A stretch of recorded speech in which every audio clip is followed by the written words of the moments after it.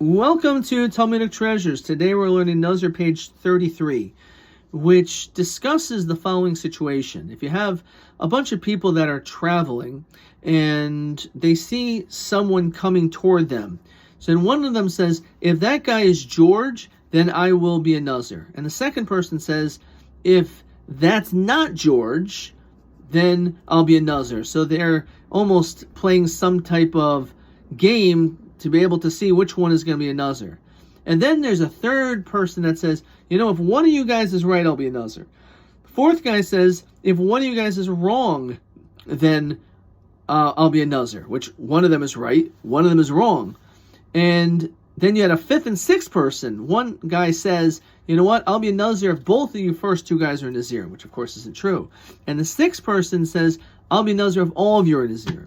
So interestingly enough, according to Beis Shammai, not Beis Hill, but Beis Shammai says that they're all considered to be a Nazir. And the reason is that their intention was just simply to become a Nazir. And this whole secondary thing of what was mentioned about this guy coming, who he is it George, is it not him, that was really almost irrelevant. They just were so confident that's who it was, and that's not who it was, that they just threw it into the sentence. But the truth is, their true intention was to become a Nazir, and therefore he says they all are. However, we have the interesting opinion, which is seen many times throughout the Talmud, the opinion of Rav Tarfon. Rav Tarfon says that none of them are Nazir, which is the exact opposite of Beis Shammai.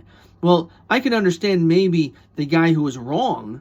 Let's say the guy actually shows up and it wasn't George. So the guy who said it was, so his condition didn't get fulfilled. But how about the person who was right? The person says, I'm telling you, that guy way up there who's coming in our direction, he's not George. He comes up, and in fact, it's not him. So why wouldn't he be a Nazir? So Rav Tarfon says it doesn't make any difference. And the reason is, in using the Hebrew word, is it's necessary must be b'hafalah. That at the time when you said the statement, I am going to be a Nazir, it has to be with absolute sincerity, guaranteed that what you're saying is absolutely the truth in your mind and in your heart.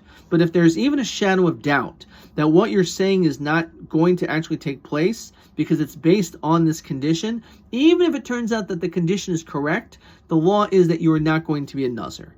So we see from the interesting opinion of Rav Tarfon, of course, this doesn't apply in Jewish law to other things because this is specifically found in the verse of a Nazir, ki yafli, and therefore it says explicitly, when you become a Nazir, you must be confident, but we can still understand that this is a message for ourselves as well, in general, that when a person says something, and they're not completely sincere, they don't really feel what they're saying, and they don't necessarily are confident in their words, it's going to probably come across in that way as a lack of self-confidence.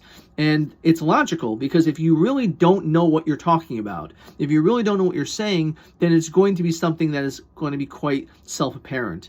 And therefore, just like when it comes to a Nazir, when you say something, you're supposed to say it with confidence that you know what you're saying is accurate. That's also important. When a person speaks, a person shouldn't just say words and not be 100% certain that what they're saying is true. By just speaking, all of a sudden, people are not going to value your opinion and your thoughts if they think that whatever you say are things that are sometimes true, sometimes are not true. They're not going to take what you say seriously. But if instead, maybe you don't speak as much, but at least when you do speak, make sure that you do it just like the person who is a Nazir, make sure to say it with confidence because you know the facts.